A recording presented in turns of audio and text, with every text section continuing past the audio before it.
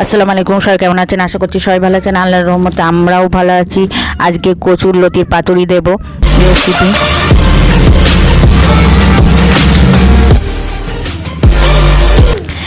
আগের দিন তো কচুর গাছের মানে সব কিছু খাতে পাওয়া যায়, পাতা ডাঁটা ফুলের ডাঁটা গোড়া শিকড়। তো এটা হচ্ছে শিকড়ের মতন এগুলো লতি।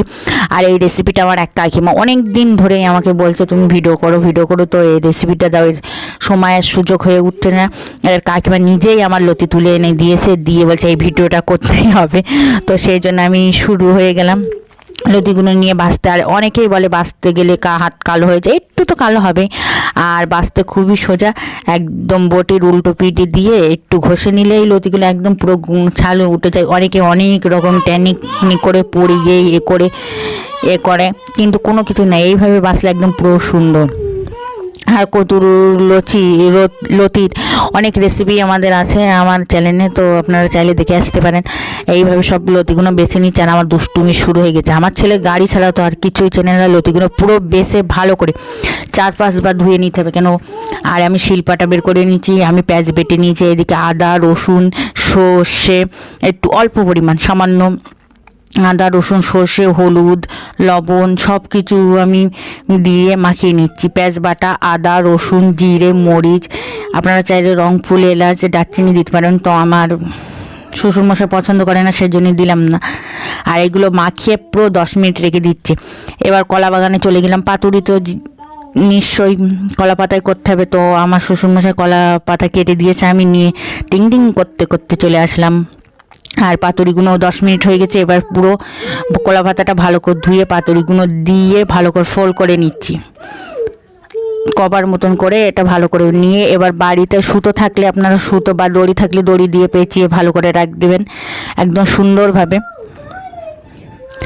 আর এই রেসিপিটার জন্য কাকিমা খুবই আনন্দ করছে, মানে যে আমি আজকে করছি, মানে 1.5 বছর ধরে, প্রায় 1 বছরের ওপরে 1.5 বছরের কাছে কাকিমা শুধু আমার এই রেসিপিটা দিতে বলে। কাকিমা খুবই খুশি হবে।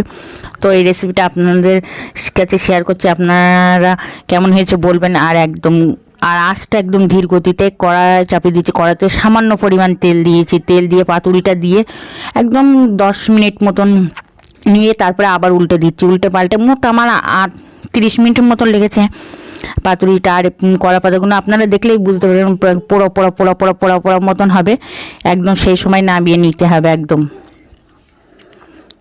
আর ফ্লেভারটা এত সুন্দর, খেয়ে আমার ফার্স্ট টাইম আমি ট্রাই করেছি, এত সুন্দর হয়েছে। আমি কোনো দিন কোনো রকমের পাতুরির রেসিপি খাইনি, তো আজকে ফার্স্ট টাইম খেলাম। তো মাশাআল্লাহ এত সুন্দর হয়েছে। একদম ঠান্ডা করে নিয়ে আমি বসে গেছি। আমার ছেলে আর আমার সব কাজে হেল্পার, তো আমার ছেলে আমি কোনো কিছুই আমার করতে দেবো, ও নিজেই করবে। আমি কলা পাতাটা সুন্দর লাফ আকারে কেটেছি। আমার ছেলে বলছে হাট আম্মু হাট করেছো। এবারে এই দেখেন বের করেছি, কত সুন্দর খোলার সময় এত সুন্দর একটা মিষ্টি ঘ্রাণ বেরোচ্ছে, তার বলার কাজ নেই।